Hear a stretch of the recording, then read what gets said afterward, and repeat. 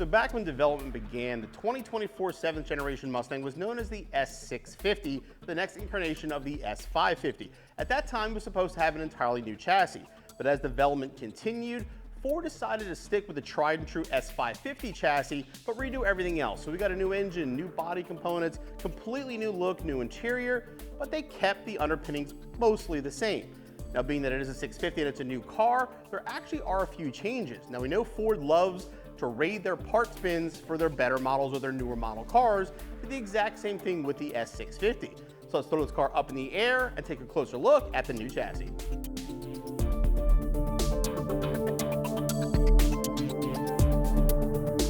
All right, so we talked about the chassis. We're going to talk about the suspension, the actual chassis, and the steering, all those components underneath the car, most of which is borrowed obviously from the S550, but there are a few small changes. Now, I know he said new chassis. I meant new as in new car, but again, yes, a lot of the stuff did transfer over.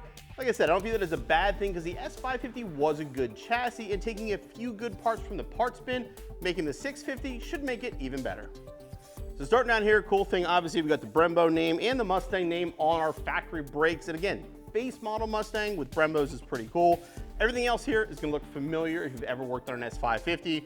Strut design, sway bar design, spring, everything there is exactly the same. Good thing means parts are available right now that you can put on to your S650.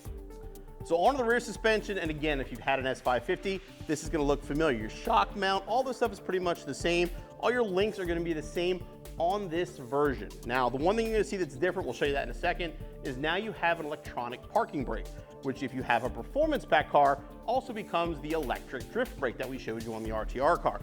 Now, because of that setup, when you have a performance pack car, they actually use a different rear suspension setup. It uses a very similar suspension to the Shelby. So again, Ford is stealing parts and using it as an upgrade for the premium model. So when you get that performance pack setup, you get a slightly different rear suspension. But again, our car is a base, so aside from the electronic parking brake, pretty much the same setup. So that was your base model suspension. Now let's talk about your Brembo car. Now the Brembo's available is either a $1,695 option on your premium car, or it's available in the performance package. Now, the Brembo obviously gives you the massive 6-piston Brembos up front with the 15.4-inch rotors, but the real difference is in the rear. Now the back of the Brembo cars is where things get interesting. Now if you have a standard base model car, the rear caliper, the parking brake is all one piece. If you have a Brembo car, now it's a dual caliper setup. Now to most Mustang owners, this is gonna look very, very strange, but if you have a modern GT500, this is the same setup you have, so this is very familiar. This brake right here, this caliper, is gonna be simply just for your parking brake, and then the Brembo is mounted in front. Now it's a 4-piston Brembo, and it does require changes to the IRS. So this is going to use a very similar control arm setup to the GT500. Honestly, it might be the exact same setup, but basically the vertical link is different, and there's more clearance in the front for that massive Brembo on the rear.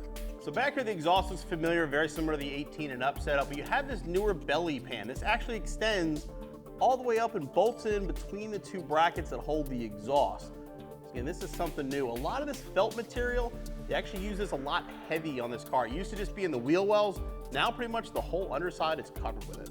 So same thing with the floors. They're entirely covered with this felt material. I don't know if it's sound deadening or why they're doing it, but it literally runs from front to back.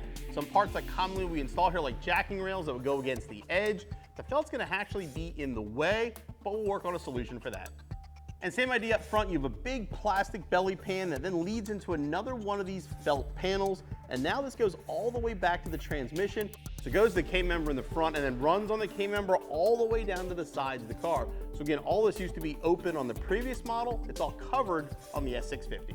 And the last thing I want to mention underneath is the steering rack. The steering is much, much tighter on the 650 thanks to the rack out of the Mach 1.